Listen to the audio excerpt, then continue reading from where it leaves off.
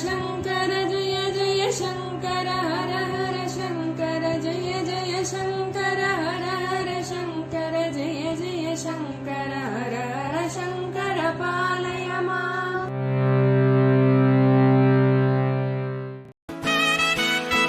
Mahasankara matrimony மிகவும் மேம்படுத்தப்பட்ட online திருமணப்பதிவு இணையதளம்.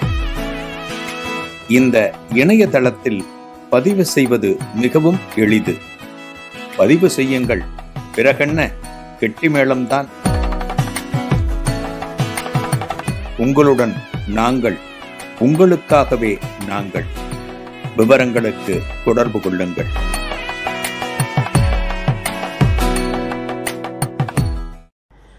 ஸ்ரீ குருபியோ நமக. ஓம் காஞ்சிவாசாய வித்மகே சாந்த ரூபாய திமகி தன்னஸ் சந்திரசேகரேந்திர பிரச்சோதியாது. எல்லாருக்கும் நமஸ்காரம். மகாபெரிவ மகிமை அனுபவத்தில் நம்ம இப்போ சமீபத்தில் பார்த்தது ஒரு நாஸ்திக தொடர்பான ஒரு நிகழ்வு இல்லையா?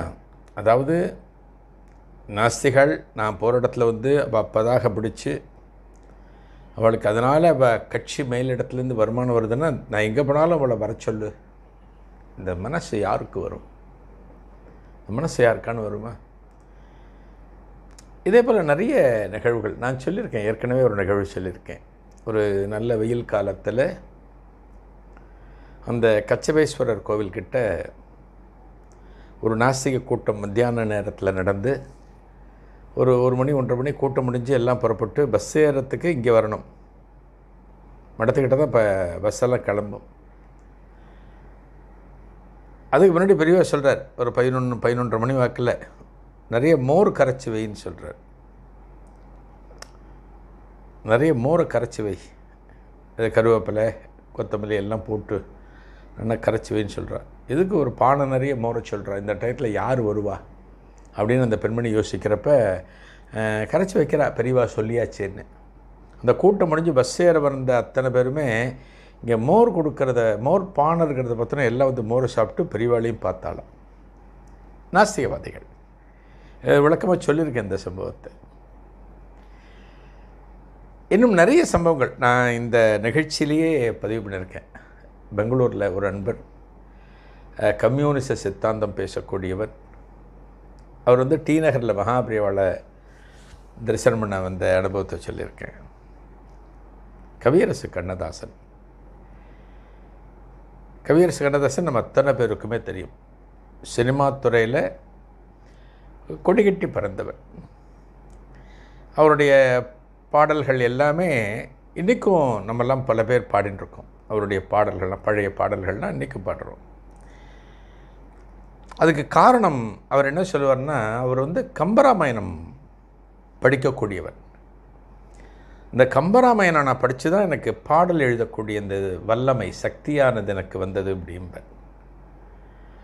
அவர் கிட்டத்தட்ட ஒரு 2.5-3 வருஷம் நாஸ்திகத்தில் இருந்தார். கண்ணதாசன் நாஸ்திகத்தில் இருந்தார்.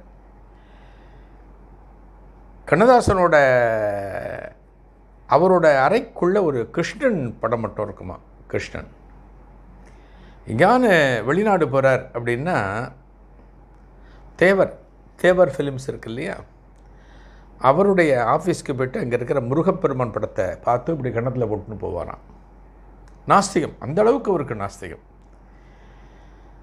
நாஸ்திக கூட்டத்திலெல்லாம் பல தடவை பேசியிருக்கார். மகாபெரிவாளை விமர்சனம் பண்ணி, நமது தெய்வங்களை விமர்சனம் பண்ணி பல கூட்டங்களில் அவர் பேசியிருக்கார்.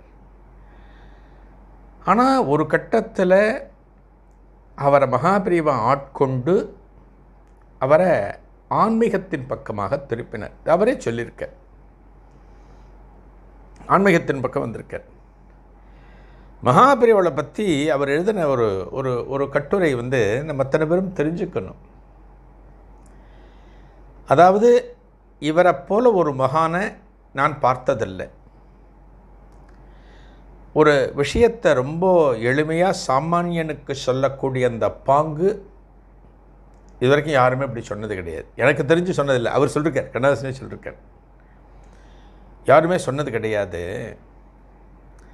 இந்த மகான்கிட்ட இருக்கக்கூடிய குணநலன்கள், அந்த பண்பு, இதெல்லாம் வேற எங்கேயும் பார்க்க முடியாது.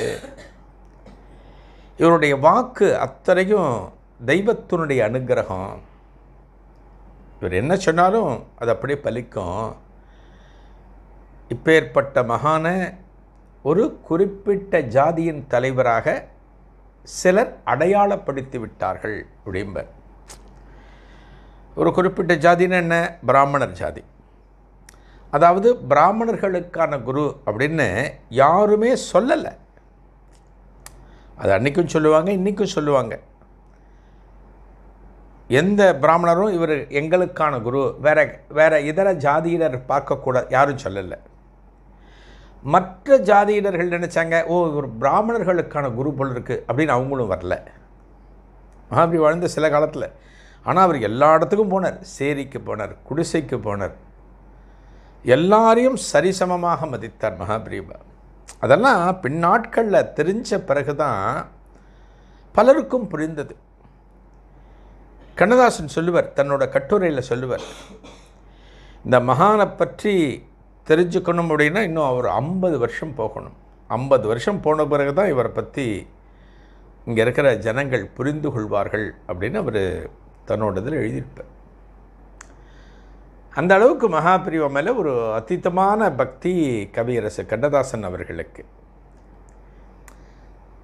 ஒரு முறை காஞ்சிபுரத்தில் பக்த ஜனசபை ஒரு அமைப்பு ஒன்று உண்டு. சங்கர பக்த ஜனசபைன்னு ஒரு அமைப்பு. அதில் என்ன பண்ணுவான், வருஷா வருஷம் ஒரு சேவநீர் மாதிரி ஒரு மலர் ஒன்று ரிலீஸ் பண்ணுவான் வருஷா வருஷம். அந்த சேவநீர் அது விற்று வரக்கூடிய தொகையை தேனம்பாக்கத்தில் மகாபிரிவா தங்கியிருப்பார்லையே ஒரு குடில், அதற்கு தேவையான செலவுகள், அங்கே தேனம்பாக்கத்தில் சில பராமரிப்புகள், கோசாலா பராமரிப்பு மற்றும் சில பராமரிப்புகளுக்கு அந்த தொகையை செலவு பண்ணுவாள். வருஷா வருஷம் நடக்கும் அந்த ஃபங்க்ஷன். இது காஞ்சிபுரத்தில் நடக்கும். ஒரு முறை காஞ்சிபுரத்தில் அந்த ஃபங்க்ஷனுக்கு சங்கர பக்த ஜனசபை வெளியிடுகிற அந்த மலர் அந்த ரிலீஸ் ஃபங்க்ஷனுக்கு 2 பேரை கூப்பிட்டுருந்தார். ஒருத்தர் நீதிபதி பாலசுப்ரமணியம், இன்னொருத்தர் கவியரசு கண்ணதாசன். இப்போ 2 பேரும் இந்த ஃபங்க்ஷனுக்கு கூப்பிட்டுருந்தார். இது காஞ்சி மடத்தில் நடக்கக்கூடிய நிகழ்வு. இது அந்த நீதிபதி பாலசுப்ரமணியம் இன்றைக்கி நிகழ்ச்சி துவங்குவதற்கு கொஞ்சம் முன்னதாகவே பெரியவா போய் காஞ்சிபுரத்தில் இல்லை, தேனம்பாக்கத்தில் இருந்தார். தேனம்பாக்கத்தில் போய் முன்னாடியே போய் பார்த்துட்டு நிகழ்ச்சியில் கிளம்பிட்டார், சென்னை கிளம்பிட்டார். கவியரசு கண்ணதாசன் இருக்கார் இல்லையா, அவர் நிகழ்ச்சி துவங்குவதற்கு முன்னால் மகாபிரிவாளை தரிசனம் பண்ண போக முடியல. நிகழ்ச்சி முடிஞ்ச பிறகு போகிறார். எப்போ? ராத்திரி 9:45 மணிக்கு. இந்த அனுபவத்தை கண்ணதாசன் பகிர்ந்திருக்கார். இதன் தொடர்ச்சியை அடுத்த நிகழ்வில் காணலாம். நன்றி, வணக்கம்.